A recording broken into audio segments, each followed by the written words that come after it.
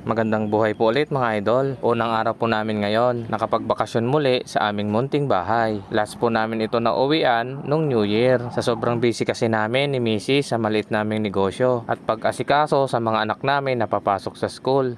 Sabayan pa ng magkabila ang mga graduation nila. Kaya matagal-tagal namin itong hindi natulugan. Kaya nga ito nga, pagkatapos namin magkape ni Mrs. ay nagsimula na akong putulin itong puno ng malunggay namin. Paano ba naman kasi napakataas na ng mga bunga. Nakakangawit kaya manungkit ng bunga ng malunggay pati nga yung nanay ko. Matagal-tagal na rin namin ito napakinabangan. Kaya maraming salamat sa iyong serbisyo. Pinutol-putol ko nga po pala dyan yung mga sanga para naman itanim doon sa kubo namin. Ang laking tipid po talaga kapag merong kang tanim ng mga gulay-gulay sa gilid-gilid ng bahay. Nakatipid ka na, naging healthy ka pa. Ayan nga at nagpa-feeding program pa kami sa mga kambing. Gustong gusto pala nila yung dahon ng malunggay. Kaya ibinigay na lang namin lahat ng dahon. Meron din po pala ako nakuhang bunga ng malunggay. At dahil isa sa mga favorite nating gulay yan, itatabi po muna natin yan at mamaya gugulayin ko po yan. At habang nagpuputol nga po pala ako dyan ng sanga ay mayroong pumukaw sa akin ng pansin. Ito po pala yung tinatawag na samsamping sa amin. Yung bunga po pala nito ay inihahalo ko pag nagluluto ako ng pinakbet. Yung bulaklak po pala nito ay pwedeng gawing tea. Ito yung ginawa kong tea nung nakaraan. At dahil tapos na tayong magputol ng sanga ng malunggay, babalatan ko na at ito yung magiging ulam namin ng tanghalian. At dahil itim na yung kulay ng buto ng malunggay, hindi na pala ito pwede. Kukunti tuloy ang nakuha kong gugulay na malunggay. At habang nagbabalat nga ako ng malunggay, dumaan si Manong na nagbebenta ng tilapia. Kaya bumili ako ng 1.5 kilo. Masarap kasing i-partner ang inihaw na tilapia sa gulay. Or pwede rin po yan iprito mga idol. At napagpasyan nga pala namin ni Mrs. Nasa kubo na namin ito lutuin at doon na rin mananghalian. Ayan nga at loaded na yung kutsikel namin. Dala-dala na namin yung pinutol kong sanga ng malunggay para doon itanim. Mas masarap naman talaga kumain sa SM, silong ng mangga. Presko rin talaga kasi ang hangin doon sa kubo namin kaya mas maganda rin po doon magtambay. Ayan nga at agad ko nang binuhat yung mga sanga ng malunggay. May naiiwan pa nga na isa, babalikan ko na lang yan mamaya. Nagpatulong na rin nga ako dyan sa misis ko at sa anak kong bunso na bitbitin yung mga lulutuin. Siya na nga rin ang ginawa kong videographer habang may bitbit. At nagawa ko nga nagpahinga na dyan kung kailan malapit na kami sa aming kubo at ako'y hiningal na. Napagod ang person. Napansin nga namin agad na si Cardo ay nasa loob. Kaya pala kinulong siya ng amo niya ay dahil may meeting palang pupuntahan. At sa wakas nakarating na rin kami sa aming munting kubo. Nagawa ko pang ang magwake dyan dahil sa sobrang pagod. Pero kung yung mga ganitong eksena ang sasalubong sa'yo, mawawala talaga ang pagod mo. At pagdating nga namin ni Mrs. ay agad niyang kinuha yung favorite niyang laruan. Wala talagang kahilig-hilig yan magwalis. Sige, magwalis ka hanggat gusto mo. Ang lawak-lawak niyang wawalisin mo.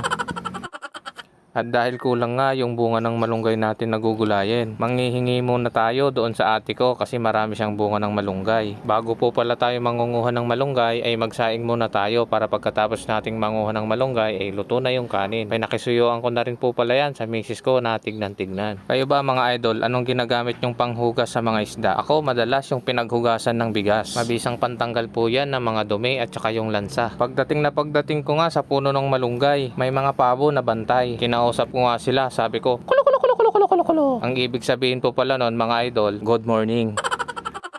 Swerte nga at marami tayong nakuhang bunga ng malunggay. At ayan na nga at pauwi na tayo sa ating munting kubo. At agad ko na rin po pala yan binalatan. Pansin ko nga kay Mrs. Wala siyang kagana-ganang magwalis. Lumipas nga ang ilang minuto ay biglang dumating yung nanay ko galing sa meeting. Syempre marites mode habang nagbabalat ng malunggay. At pagkatapos ko nga himayin yung mga malunggay, nilagyan ko na ng konting asin yung iihawin na tilapia. Binalatan ko na rin po pala dyan yung 2 pirasong kamote. Pag nagluluto po pala ako ng gulay, inabraw man yan o kaya pinakbit ay nilalagyan ko talaga ng kamote. Mas malasa po kasi ang gulay kapag merong kamote. At agad ko na rin po palang isinalang yung pamalakasang kong kawali na mayroong 3 tasang tubig. Lalagyan din po pala natin dyan ng daing na hipon. Yan po yung tinatawag na chorus. Isang pampalasa din po yan sa gulay natin. At yung hiniwa natin na 2 pirasong kamote. At wag po natin kalilimutan yung kaunting luya at saka kamatis. At dahil panggasinense tayo, matik yan lalagyan natin ng inasin o bagoong. O diba? Ubos na pala. Kaya asin na lang ilalagay natin. At syempre, yung kaunting Ajinomoto ne. Nakalimutan nga po pala namin magdala ng maiinom na tubig. Kaya bibili muna ako sa tindahan ng ate ko. Mabuti nga at meron pa siyang stock na tubig. Dito mga idol, kapag mamimili ka ng mga kailangan mo, mano-mano mo siyang bibit-bitin mula doon sa kalsada papunta dito sa kubo. Kaya kapag maninirahan ka dito, naku, lalabas yung mga muscles mo nang wala sa oras. At ayan nga, nakakauhaw. Nauhaw yung person.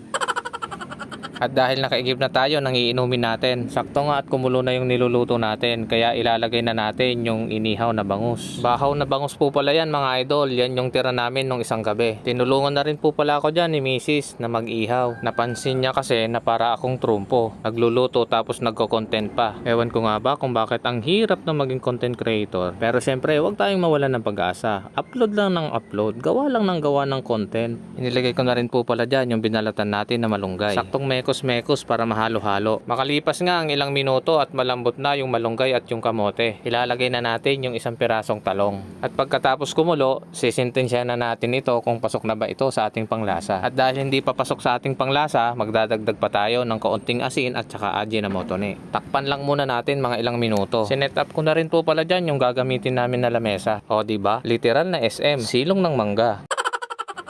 Tinulungan na rin po pala ako dyan mag-setup ng dalawa kong anak. At dahil malambot na yung mga gulay, ilalagay na natin yung pang-finale na dahon ng malunggay. Tinikman ko nga ulit ito kung balansin na nga ba ang lasa. At dahil goods na yung lasa, unahin ko muna bigyan yung mahal kong nanay kasi favorite niya yung gulay. Ready to serve na po itong gulay natin at makakakain na rin po tayo. Perfect combination po talaga yung gulay at saka inihaw na tilapia. Mapapa-unli rice na naman yata tayo nito.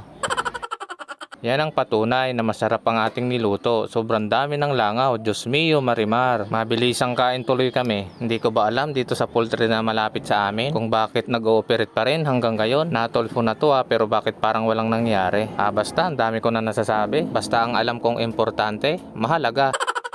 Busog at masaya kami. Pero alam nyo mga idol, masarap mabuhay ng simple. Masarap mabuhay ng walang kaaway. Masarap mabuhay ng walang inaapakan. At higit sa lahat, may takot sa Diyos. Lord, maraming salamat po sa lahat ng blessings at malakas na pangangatawan sa araw-araw. Tignan mo nga naman talaga, mukhang nagustuhan niya yung gulay na niluto ko. May pasayaw-sayaw pa siyang nalalaman. Yan po yung anak kong nagda-diet tuwing gulay ang aming ulam. At dahil may mga tira tayong mga pagkain, syempre huwag nating kalimutan pakainin yung mga bisita natin. At dahil napaka-special nila, magbubudol fight sila sa dahon ng saging. Tignan mo nga naman at dahil nagustuhan ni Mudra yung binigay nating gulay sa kanya, naku may sukli pa, binigyan pa tayo ng native na manok. Napakaswerte talaga natin. At dahil tapos na tayong kumain kahit papaano ay nakapag-relax tayo at napagtambay dito sa aming kubo, back to reality na tayo. Babalik na tayo doon sa pwesto pero uuwi muna kami doon sa kalsada na bahay namin. At yan nga, dala-dala na ng anak ko yung kaldero. May natira kasing inihaw na isda at pagdating doon sa pwesto ay kakainin niya daw ulit yan. At tignan mo nga naman, hindi pa nga nakakalakad ng malayo ay kinuruton niya na agad yung dala-dala niyang isda. Kayo ba mga idol, kapag binigyan kayo ng manok, anong gagawin nyo? Lulutuin nyo ba o pararamihin? Napaisip nga ako dyan kung kakatayin ko kasi kapag kakatayin ko to ay magagalit na naman sa akin o magtatampo na naman sa akin yung bunso kong anak. Ewan ko ba kung bakit ang hilig-hilig niya sa mga hayop. So yun na nga, on the way na tayo pa uwi doon sa bahay natin sa kalsada. Ang sasabi mo dyan sa baon mo? ano yung buksan mo nga ano laman yan? Wow, sarap. Yan ang literal na baon. Alright, kurot ng kurot. Alright, yummy. Maraming salamat po ulit sa panonood at suporta mga idol. God bless you all. So yan lang po muna ang ganap for today's video. See you po ulit sa next vlog ko. Maraming salamat.